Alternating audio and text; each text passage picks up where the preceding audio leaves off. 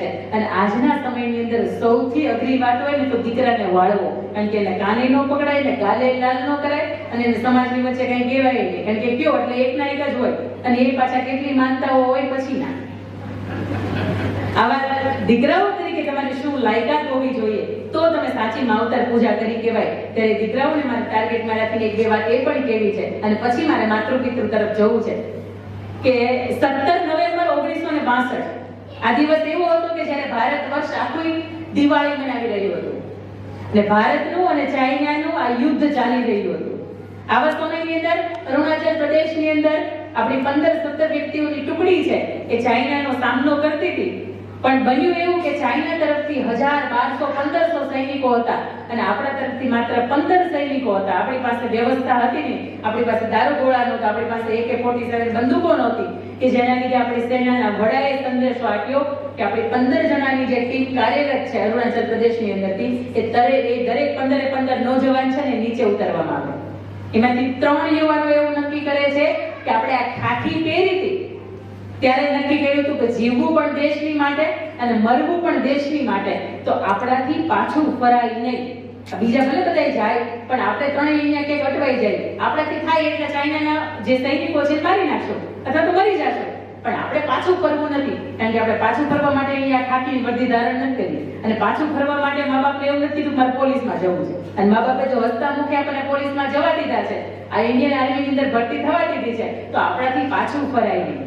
એ પૈકીના 3 વ્યક્તિ એટલે એક ગોપાલ ગોસાઈ, બીજો ત્રિલોક નેગી અને ત્રીજો જશવંતસિંહ રાવત, ત્રણેય ત્યાં છુપાઈ જાય છે. નીચે જુએ છે તો 11-12 જેટલા સૈનિકો એક પાછા આવે છે. એને નીચેના સૈનિકોના વડાને એવું હોય કે આ 3 જે છુપાઈ ગયા, આ જે 3 વ્યક્તિ છે ને ક્યાંક ભાગી ગયા લાગે છે, એને સસ્પેન્ડ કરવામાં આવે. એ 3 વ્યક્તિને સસ્પેન્ડ કરી દે. એ 3 વ્યક્તિઓ ચાઇનાના જે હજારો સૈનિકોનું સૈન્ય હતું એની ઉપર દારૂગોળો નાખે, એની ઉપર બોમ્બગોળા નાખે. એટલે સૈનિકોને એવું થયું કે આ યુદ્ધ હજી કઈ શાંત પડ્યું નથી, એટલે એ સામો ધડાધડી બોલાવે. બને છે એવું કે એની અંદર ગોપાલ ગોસાઈ ને ત્રિલોક નેગી આ 2 વ્યક્તિઓ હોય છે કે ઘટના સ્થળે શહીદ થઈ જાય છે. હવે એકલો વ્યક્તિ વધે છે જશવંતસિંહ રાવત, 21 વર્ષનો આ ભારત દેશનો યુવાન.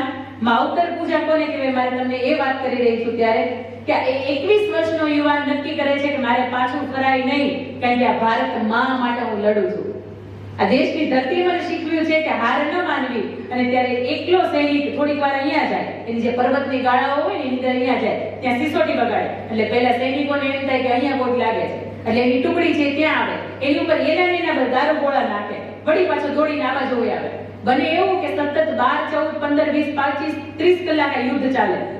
2 દીકરીઓને ખબર પડી, શૈલા અને નૂરા નામની 2 દીકરીઓને, કે આ બધી ટીમ નીચે ઉતરી ગઈ છે પણ આમાંનો આ એક વ્યક્તિ એવો છે કે જે એની સામે સતત સામનો ઝીલે છે, કારણ કે ત્યારે ભારત વર્ષ આખો દિવાળી મનાવી રહ્યો હતો અને આપણી દિવાળી બગડે નહીં એટલા માટે એ વ્યક્તિએ જીવ ઉપર જોખમ ઉઠાવ્યું હતું. તો એ વ્યક્તિને જો આપણે જરૂરિયાતની મદદ હોય તો આપણે કરવી જોઈએ. એ 12-15 વર્ષની દીકરીઓ શૈલા અને નૂરા નામની દીકરીઓને ભોજન આપે, એને જમવાની વ્યવસ્થા કરી આપે, એને પાણીની વ્યવસ્થા કરી આપે, એને કોઈ કપડા ખરાબ થઈ હોય તો કપડાની વ્યવસ્થા કરી આપે. બને એવું કે દીકરીના પપ્પાને ખબર પડે કે એકલો યુવાન લડે છે, મારી 2 દીકરીઓ એને વ્યવસ્થા કરવા માટે જાય છે તો મારે જવું જોઈએ. એના પપ્પા છે એ આવે છે. બને એવું કે ચાઇનાના સૈનિકોની પાસે એના પપ્પા છે એ પકડાઈ જાય છે અને એને પૂછે છે કે આ સતત 72 કલાકથી અમારા ચાઇનાના 1300 જેટલા સૈનિકોને મારી નાખ્યા છે. હવે મારે તમારી પાસેથી એ જાણવું છે કે ઇન્ડિયન આર્મીના કેટલા ટુકડી, કેટલા લોકો છે એ લડી રહ્યા છે. કારણ કે 1300 સૈનિકોને મારી નાખવા અને સતત 72 કલાકથી એક ધારું યુદ્ધ ચાલુ રાખવું એ કોઈ નાની મોટી વાત નથી. કેટલા વ્યક્તિઓ છે, જો તમે નહીં કહો તો હું તમને મારી નાખીશ. એટલે દીકરીના પિતાજી છે એ ડરને મારે એ કહી દે છે કે ભારત વર્ષનો એકલો યુવાન જશવંતસિંહ રાવત છે એ લડી રહ્યો છે અને 72 કલાકથી તમારા 1300 સૈનિકોને જે મોતને ઘાટ ઉતાર્યા છે એનું કારણ માત્ર એકલો અમારો યુવાન છે. સામેની ટુકડીને છે ચાઇનાને ખબર પડી જાય છે કે આ તો એકલો જ યુવાન છે, એને ચારે બાજુથી ઘેરે છે, એને પકડે છે. આ જશવંતસિંહ રાવતનું માથું કાપે છે, એનું ધડ ને માથું અલગ અલગ કરે છે. એનું માથું છે એ લોકો ચાઇના લઈ જાય છે અને ચાઇના જઈને એને પંચ ધાતુની માથાની મૂર્તિ બનાવે છે અને આપણા ભારત દેશના ઇન્ડિયન આર્મીના જે વડા હોય એને મોકલવામાં આવે છે અને નીચે એક પત્ર લખ્યો હોય કે આ તમારા દેશનો એક એવો નવજુવાન, એક એવો 21 વર્ષનો યુવાન કે જેને 72 કલાકની અંદર અમારા 1300 સૈનિકોને મોતને ઘાટ ઉતાર્યા છે, એના અમે સપ્રેમ વંદન કરીએ છીએ. તમે ત્યાં જાઓ, તમારું એનું મંદિર બનાવજો. અને આજે પણ તમે અરુણાચલ પ્રદેશની અંદર જાઓ ને તો જશવંતસિંહ રાવતનું મંદિર છે. આજે પણ ભારત સરકાર એને ચાલુ પગારદાર તરીકે એનો પગાર એ વ્યક્તિની હયાતી નથી, આજે પણ એના ખાતાની અંદર પગાર પડે છે.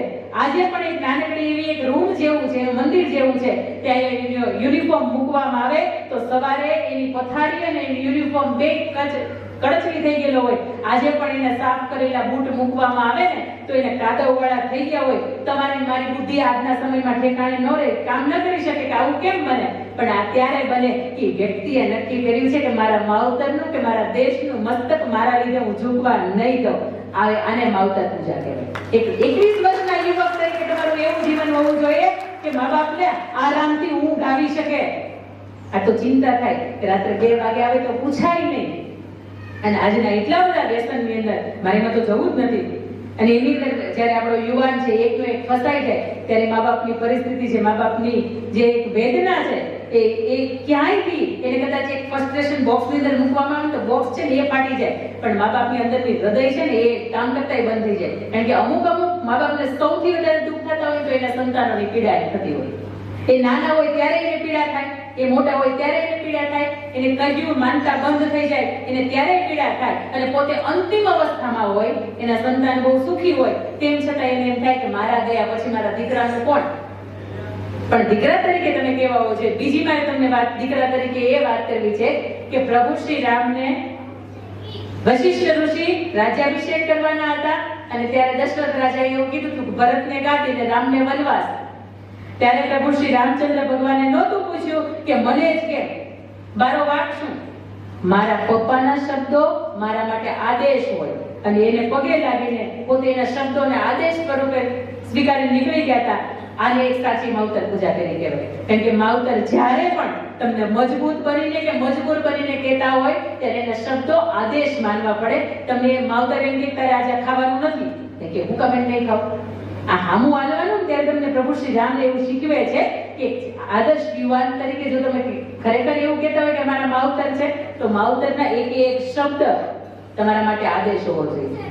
ભગવાન શ્રી કૃષ્ણ વંદે જગતગુરુ, દુનિયાના પહેલા મોટિવેશનલ સ્પીકર કે જેની પાસે તમને મને આજે હજારો વર્ષ 5000 ને ઘણા 5500 વર્ષ જેવો સમય વીત્યો હશે, પણ એની અંદર આજે પણ એની દરેક વાતથી પ્રેરણા મળે, આજે પણ એવું લાગે કે આ વાત મારા માટે જ થાય છે. ભગવદ ગીતાની દરેક વાત તમે વાંચો તમને એમ થશે કે ક્યાંક મારા કુટુંબનો પ્રશ્ન આજે એ પણ કહી રહ્યા છે. એ જ્યારે 11 વર્ષની ઉંમરે ગોકુળ છોડીને મથુરાની અંદર આવે છે, બને છે એવું કે સાંજનો સમય થઈ જાય છે, મથુરાની અંદર આવે છે ત્યારે અક્રૂરજી એવું કહે છે કે તમારી વ્યવસ્થા ભોજનની, તમારી સુવાની બધી વ્યવસ્થા છે મહેલની અંદર કરી છે, આવો તેમાં ત્યાં. ત્યારે ભગવાન શ્રી કૃષ્ણ એવું કહે છે કે નહીં, આ જંગલની અંદર, આ બગીચાની અંદર અને ભોંયતળીએ જ મારી રહેવાની ખાવા પીવાની વ્યવસ્થા કરો, કારણ કે જેના મા બાપ વર્ષોથી જેલની અંદર રહેતા હોય એના દીકરા સુખ ન ભોગવી શકે. આને માવતર પૂજા કહેવાય.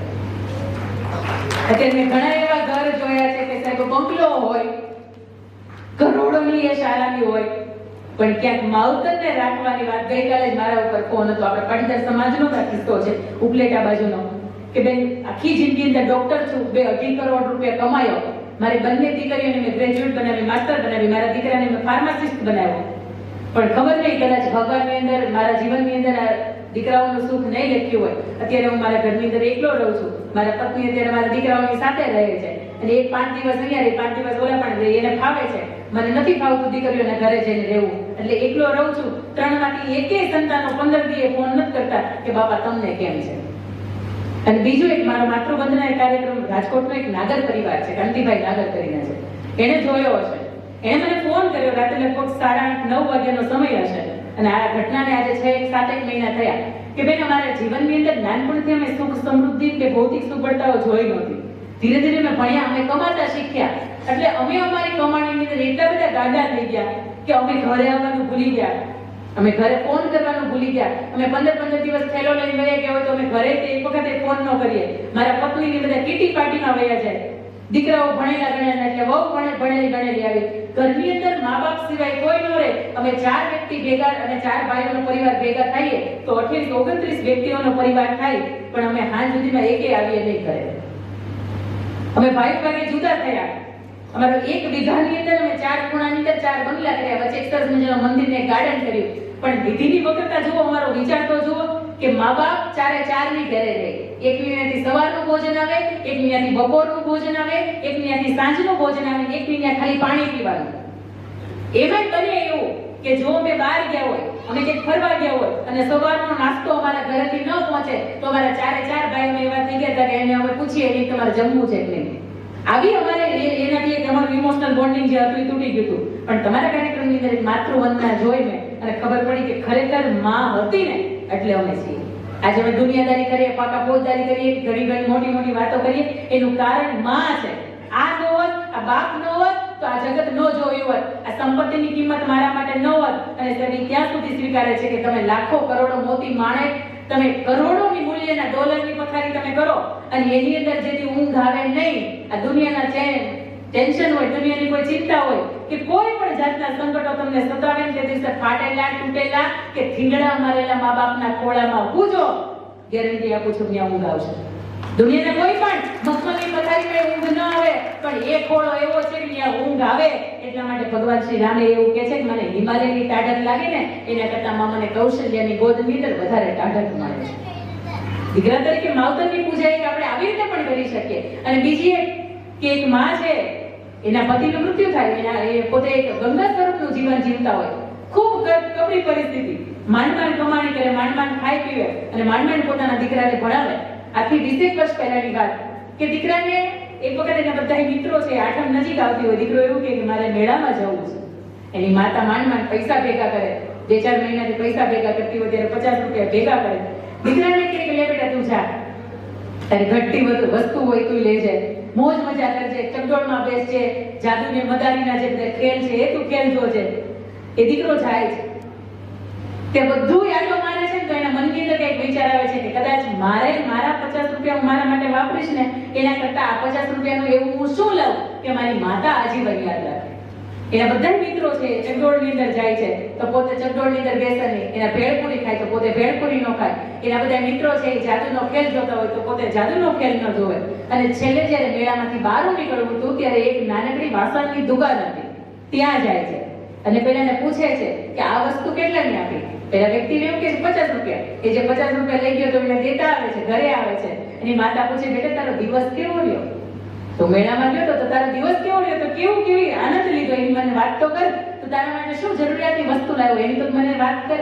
અને ત્યારે હળવેકથી દીકરો પાછળથી એક વસ્તુ લાવ્યો એની માના હાથની અંદર આપતા કહે છે કે માં તું જ્યારે મને ગરમા ગરમ રોટલી ખવડાવતી હોય ને તારો હાથ દાજતો હોય ને ત્યારે મને એમ થાતું કે હું કેદી એટલો કેપેબલ બનીશ કે તને હું ચીપીઓ ખરીદીને આપીશ.